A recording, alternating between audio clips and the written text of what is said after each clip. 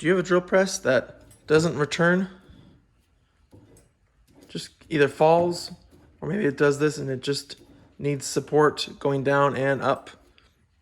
Well, we got a bad return spring or a quill spring. I'll show you how to replace that. Very simple and relatively cheap. Let's do it. To replace your return spring, you'll need some safety glasses, a new return spring, which I'll show you how to measure that, potentially a hammer and a punch. I'll show you why that applies. Measuring tool, so some sliding calipers, clamp, which comes in handy, and I'll show you why later. Something to remove the 2 jam nuts on the shaft, and then I find pliers to be also very helpful. Everything linked below. Right here is the shaft that goes across to your handle. You can see it moves up and down. And there's a spring in here that helps retract it back up. So my guess is that is broken. So it looks like these nuts are already loose, but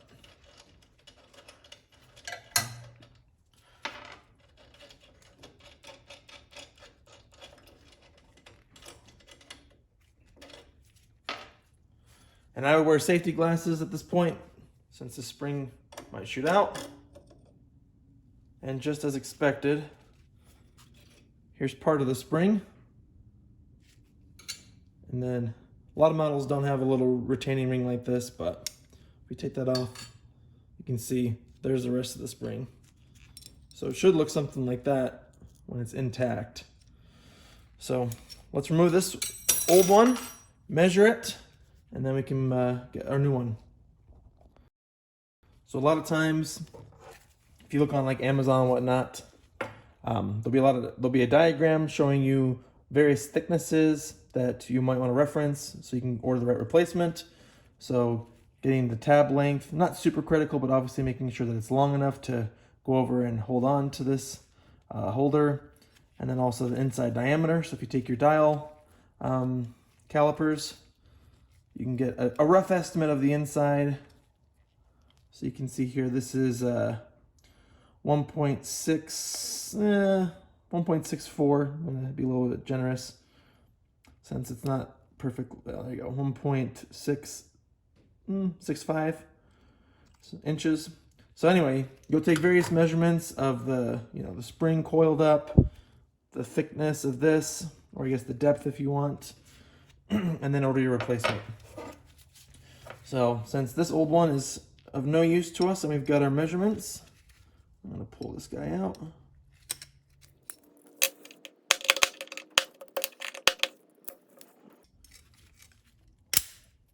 Yeah, see how much it opens? That's why you want to be really careful where your hands are at, and then obviously protection. So you can see how much it expands, and that's where it gets its tension so that it can pull up that arm. Now we got our new one. A rough estimate looks like it'll slip right in, which is perfect. This one was a little bit different. You see the tab's a little bit longer, but obviously that's not even a big concern. The depth, this one's a little bit wider than the new one, but that should fit just fine.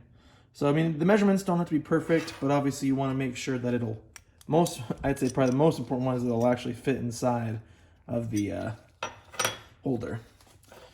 So now, looking at this one area, this one longer notch is for the actual hook on the spring to sit in. So to make this easier on myself, I'm going to get this facing up so I can slide this in and then pull up on this wire on the outside to release it. So we'll have to be a little bit careful. Get that lined up. Maybe just to make it easier, I'm going to push this up the wire or the coil as close to the top so I can slide in this spring as much as possible. Some pliers to do that.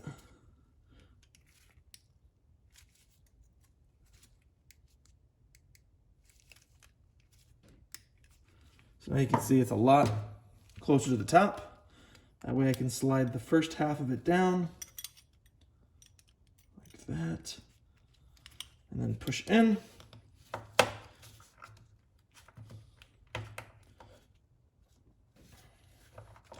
Push down on this, well, actually, so my fingers don't get caught, I'm gonna get a clamp. I think that would be a good idea. Just to remove my fingers from the equation. So why don't we do something like that? That way it can't come out and shoot at my face.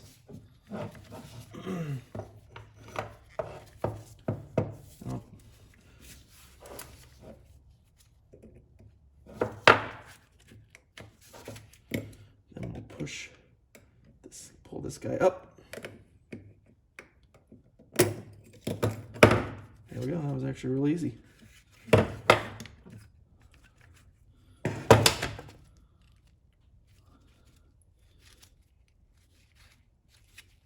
I'll just push it down the rest of the way.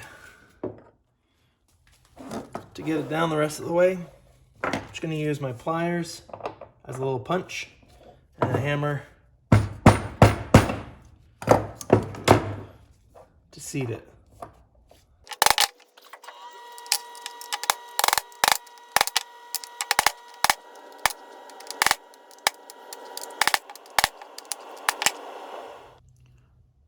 Next, we'll take this keyed portion, slide it on and through, like that. And then we'll align the notches here with the top notch and then start winding it until it feels right. I'm gonna just throw a nut on there loosely so this doesn't come off. Get it in place. Actually, I'm gonna start winding it. So I'm guessing a few revolutions.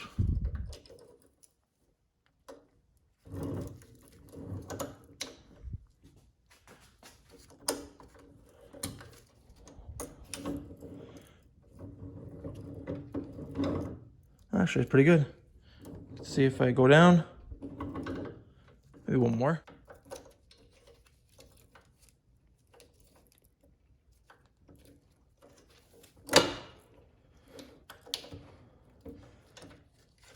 Okay, now let's try that. Now it looks like it's fully up there.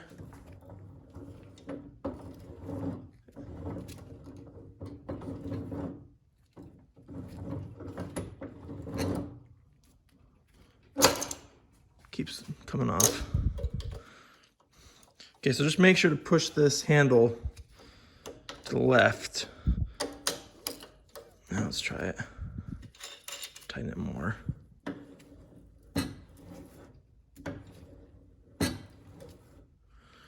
Okay, I think I'm okay with that. And once it's to your satisfaction, lightly just jam these two nuts together and that's it. You don't want to crank down on this closer nut to the spring because that will just cause it to bind and then it won't work right. So that's the other thing too, is your spring might be fine, but if you tighten it if these two nuts are tightened way too tight onto this release spring or return spring, then it won't be functional as well. Okay, something simple like that. See, tightened it too tight and now it's binding. So come off of it a little bit, like that.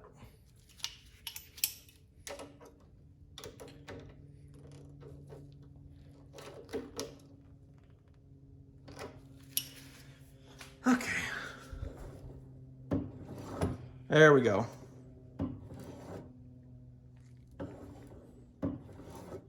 Thanks for watching. Any questions or comments, please leave them below. Hope the video was helpful and helped revive your drill press.